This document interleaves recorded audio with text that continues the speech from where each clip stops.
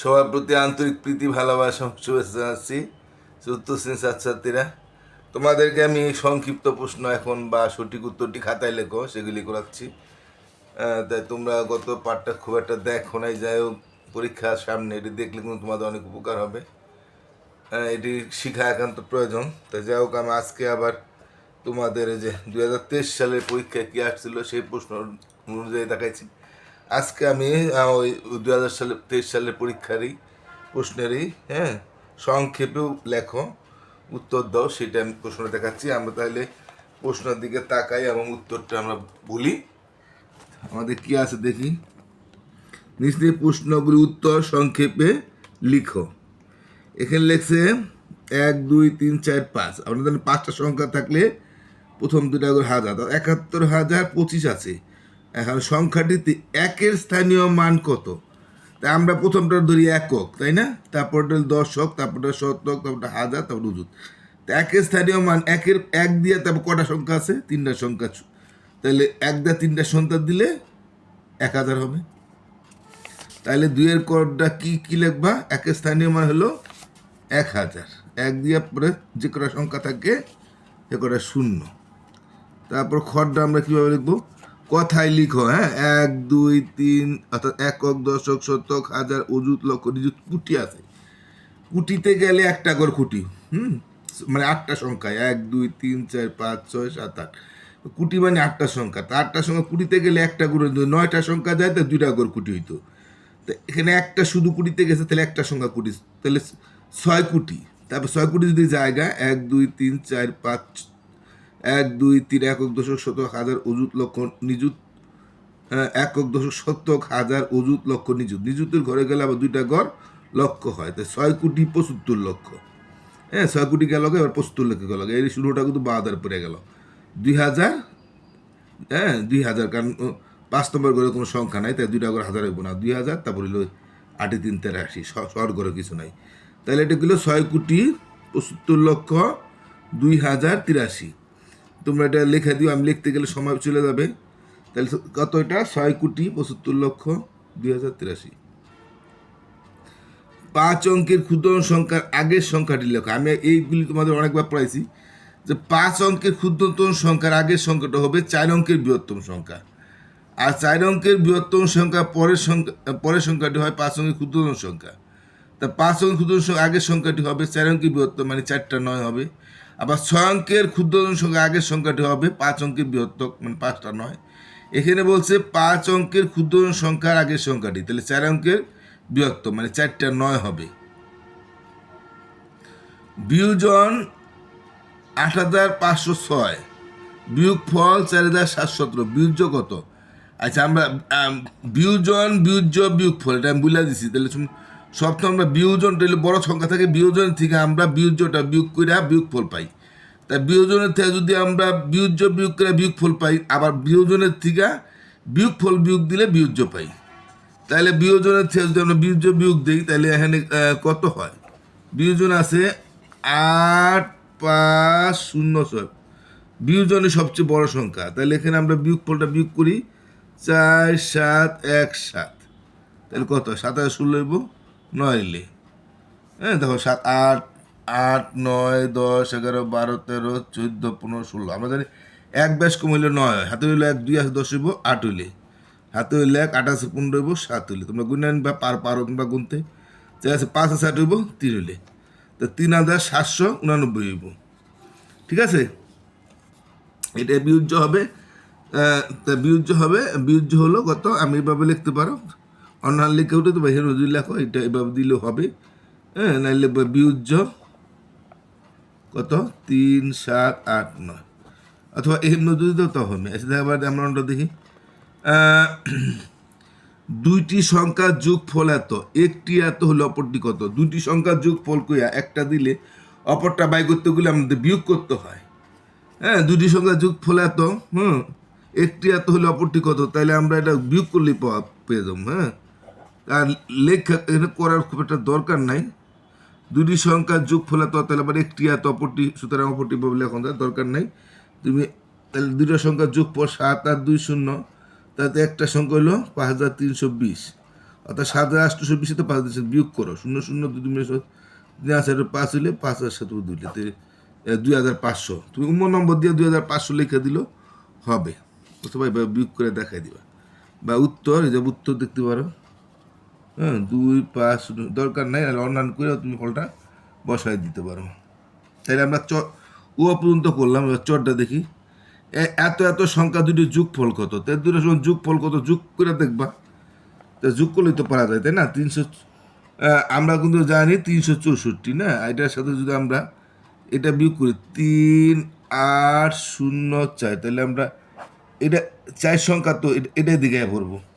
এভাবেও যোগ করতে পারো, আবার না হইলে আমরা এভাবেও যোগ করতে পারি। আগে বড় সংখ্যাটা আমরা উঠাইয়া নিচে আমরা সবসময় আমরা মনে করবা যে আমি বলে দিচ্ছি সবসময় 12 সংখ্যাটা ফাঁক থাকতো। এভাবে করতে পারো, এভাবে একই হবে। 3,7, 814, 7 লাখ 3,4, আর এখানে হোক তাই 3,7, 814, 7 লাখ 3,4।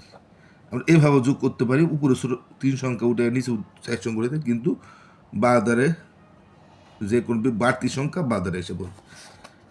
এবার আমরা চরটা করলাম, এবার চরটা দেখি। 5 অঙ্কের ক্ষুদ্রাংশ সংখ্যা, 5 অঙ্কের ক্ষুদ্রাংশ সংখ্যা তোমরা সবাই জানো, আমি বলে দিছি। 1 অঙ্কের ক্ষুদ্রাংশ সংখ্যা কি আমি বলে দিছি 1, 2 অঙ্কের ক্ষুদ্রাংশ 1 দিয়ে একটা শূন্য, 3 অঙ্কের ক্ষুদ্রাংশ সংখ্যা 1 দিয়ে 2টা শূন্য, 4 অঙ্কের ক্ষুদ্রাংশ সংখ্যা 1 দিয়া 3টা শূন্য, 5 অঙ্কের ক্ষুদ্রাংশ 1 দিয়া 4টা শূন্য।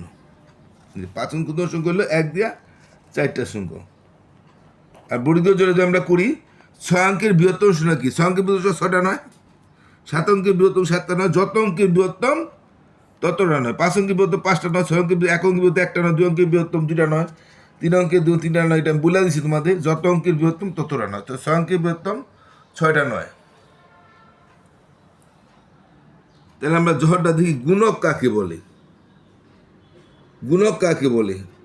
আমাদের এই সূত্র আমি বলছি যে গুণক, গুণ্য, গুণফল, যে সংখ্যাকে গুণ করা হয় তাকে গুণক বলে। গুণক, গুণকের থেকে গুণক পূরণ গুণ্য,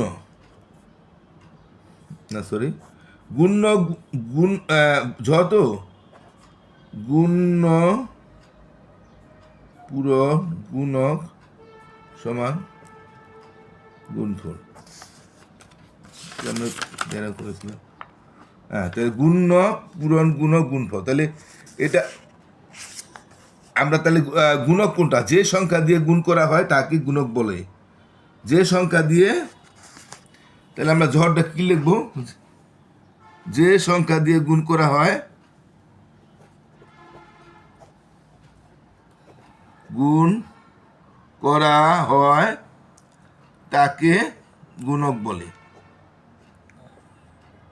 যে সংখ্যা দিয়ে গুণ করা হয় তাকে গুণক বলে। যেমন আমরা 25 যদি এই যে 5 দা গুণ দিতে আসি না, 5 গুণ 125, অর্থাৎ এই 5টা হইলো গুণক, এটা হইলো গুণ্য, এটা হইলো গুণক, আর গুণ করে যা পাই সেটা হইলো গুণ ফল।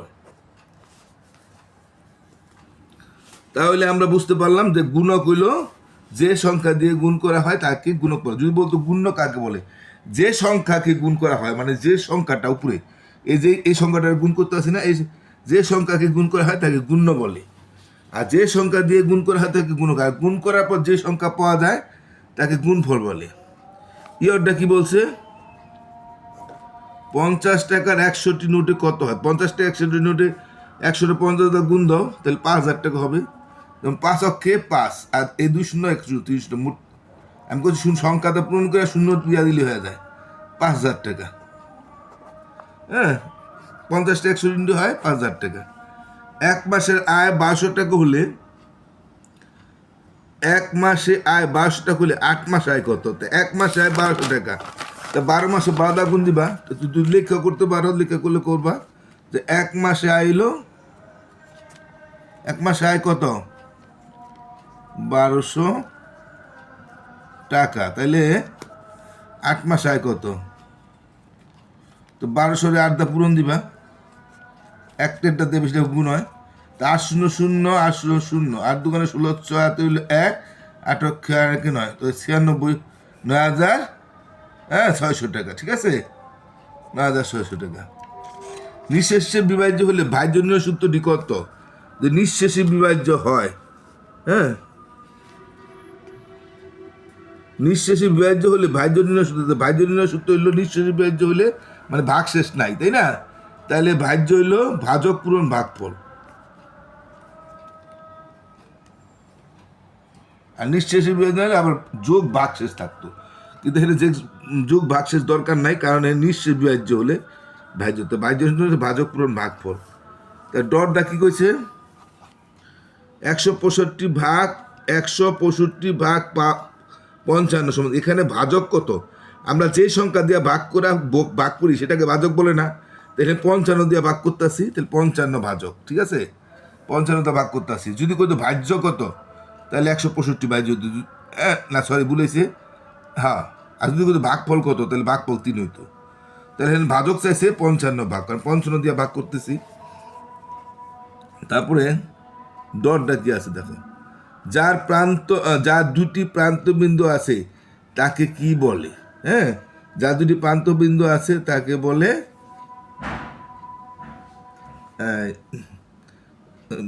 রেখাংশ।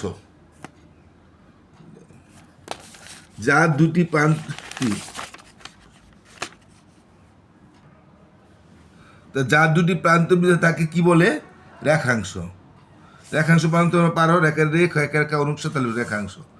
আর যার প্রান্তবিন্দু নেই তাকে কি বলে? তাকে বলে রেখা। যার প্রান্তবিন্দু নেই তাকে বলে রেখার রে, বসে রেখা, রেখা।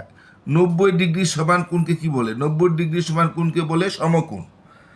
যে কোণের পরিমাণ 90 ডিগ্রি তাকে সমকোণ বলে। আর সূক্ষ্মকোণ হলো যে কোণের পরিমাণ 90 ডিগ্রির চেয়ে কম তাকে সূক্ষ্মকোণ। আর যে কোণের পরিমাণ 90 ডিগ্রি বেশি তাকে স্থলকোণ বলে। সেটা চায় নাই, বলছে যে 90 ডিগ্রি সমান কোণকে কি বলে?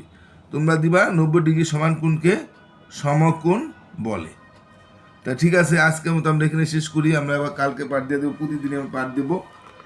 তোমরা আশা করি চোখ রাখবা, প্রতিদিনই আমি এখন পাঠ দেবো পরীক্ষার আগে। তা আশা করি প্রত্যেকদিন পাঠ দেখবা। সবাই তাহলে ভালো থাকো, আর আমার চ্যানেলটা যা সাবস্ক্রাইব করছো ধন্যবাদ, আর যারা না করছো তারা করবা। হ্যাঁ, আর তোমরা যদি স্কুলে যাও তাহলে তোমরা যারা দেখতেছ এবং তারা একটু বলতে পারো, যদি তোমরা উপকৃত হয়ে থাকো বলবা যে হ্যাঁ আমরা উপকৃত হইতেছি, তোমরা কেন কে কে দেখো, হ্যাঁ, যে দেখে না তাদের একটু দেখতে বলবা। তা ঠিক আছে, সবাই ভালো থাকো, টাটা।